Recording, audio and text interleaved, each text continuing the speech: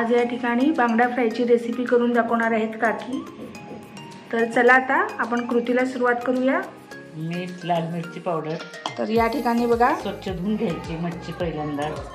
आपल्या पद्धतीने तिखट, मीठ, आलं लसूणची पेस्ट वगैरे लावायची आणि फ्रीजरमध्ये ठेवायचे 10 मिनिटं बांगडे। हे ना आणल्यानंतर घरी धुवून स्वच्छ वगैरे ती घाण वगैरे पोटातली काढून ते अखंड बांगडे इथे आणि ह्याला मी हळद, मीठ, आमसूल, आलं लसूणची पेस्ट लावून 10-15 मिनिटं मी फ्रीझरमध्ये ठेवलं होतं। ते आता मी बाहेर काढलेत। आता ह्याला फ्राय करायचे। मग याच्यासाठी मी बघा तांदळाचं पीठ, रवा, लाल मिरची पावडर, मीठ घेणार, हळद घेणार आणि त्यांना मी ते आता फ्राय करणार आहे बघा तव्यात। म्हणजे नुसतं तेल वगैरे टाकून तळून घेणार नाही, फक्त फ्राय करणार आहे थोडंसं तेल सोडून।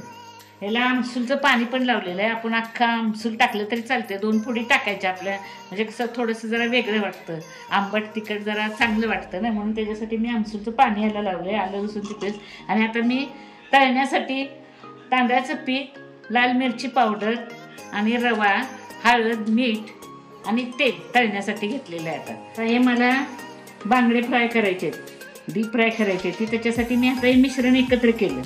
हे बघा असं, आणि त्याच्यातून मी आता बांगड्याला ते लावणार आणि तेलामध्ये डीप फ्राय करणार। पॅन ठेवला आहे, त्याच्यात मी थोडंसं तेल घातलंय, फ्राय करणार आहे आता।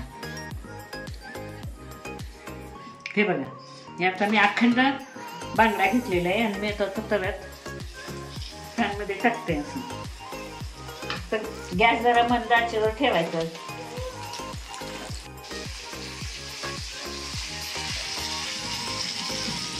फ्राय झालंय बघा। मी आता हा दुसरा पण पलटी करते बघा। हां हे बघा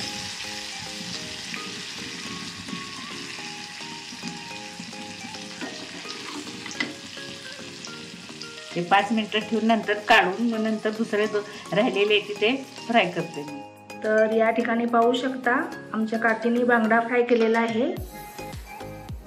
तर ही रेसिपी तुम्हाला कशी वाटली हे मला कमेंट सेक्शनमध्ये नक्की कळवा आणि माझ्या चॅनलला लाईक, शेअर, सबस्क्राईब करायला विसरू नका।